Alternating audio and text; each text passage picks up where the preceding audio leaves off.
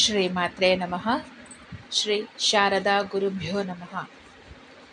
ನೀಲಾಂಜನ ಸಮಾಭಾಸಂ ರವಿಪುತ್ರಂ ಯಮಾಗ್ರಜಂ ಛಾಯಾ ಮಾರ್ತಾಂಡ ಸಂಭೂತಂ ತಂ ನಮಾಮಿ ಶ್ರೀ ಶನೈಶ್ಚರಂ.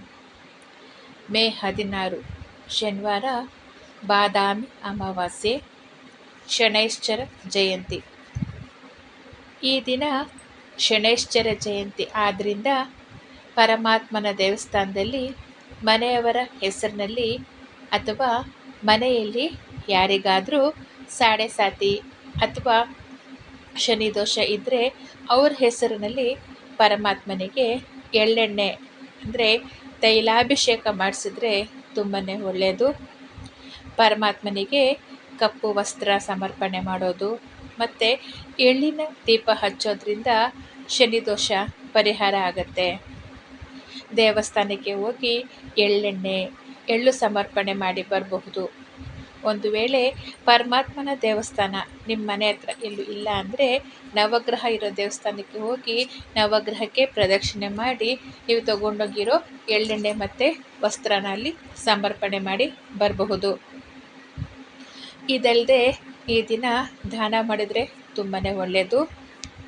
ಕಪ್ಪು ಕಂಬಳಿ, ಕಪ್ಪು ಬಟ್ಟೆ, ಕಪ್ಪು ಪಾದರಕ್ಷೆ ಅಂದರೆ ಚಪ್ಪಲಿಗಳನ್ನ ಮತ್ತು ಕಪ್ಪು ಛತ್ರಿನ ಮತ್ತು ನೀರಿನ ಬಾಟ್ಲಿ ಆಗಿರ್ಬೋದು ಅಥವಾ ಟೀ ಸೊಪ್ಪಾಗಿರ್ಬೋದು, ಇದನ್ನೆಲ್ಲ ದಾನ ಮಾಡಿದ್ರೆ ತುಂಬಾ ಒಳ್ಳೆಯದು.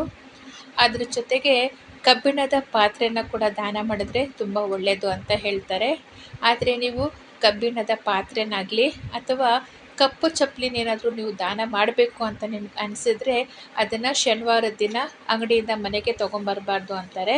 ಹಾಗಾಗಿ ನೀವು ಶುಕ್ರವಾರದ ದಿನವೇ ತಂದಿಟ್ಕೊಂಡು ಶನಿವಾರ ನೀವು ಯಾರು ಕೊಡಬೇಕು ಅನಿಸುತ್ತೋ ನೀವು ಅವರಿಗೆ ಕೊಡಬಹುದು. ಶನಿವಾರ ದಿನ ಕಬ್ಬಿಣದ ಪಾತ್ರೆಗಳಾಗಲಿ ಅಥವಾ ಕಬ್ಬಿಣಕ್ಕೆ ಸಂಬಂಧಪಟ್ಟ ಯಾವುದೇ ವಸ್ತುಗಳನ್ನಾಗಲಿ ನಾವು ಮನೆಗೆ ತರಬಾರ್ದು ಅಂತ ಹೇಳ್ತಾರೆ. ಮತ್ತು ಕಪ್ಪು ಚಪ್ಪಲಿಗಳು ಕೂಡ ಅವತ್ತಿನ ದಿನ ತೊಗೊಳ್ಬಾರ್ದು ಅಂತಲೂ ಹೇಳ್ತಾರೆ. ಹಾಗಾಗಿ ನೀವು ಕೊಡಬೇಕಂತ ಅನಿಸಿದ್ರೆ ಶುಕ್ರವಾರದ ದಿನವೇ ತಂದಿಟ್ಕೊಂಡು ಅಂದರೆ ಭಿಕ್ಷುಕರಿಗಾಗಿರ್ಬೋದು ಅಥವಾ ನಿಮ್ಮ ಮನೆಯಲ್ಲಿ ಇರುವಂಥ ಸೆಕ್ಯೂರಿಟಿ ಗಾರ್ಡ್ಗಳಿಗೆ ಕೊಡಬಹುದು.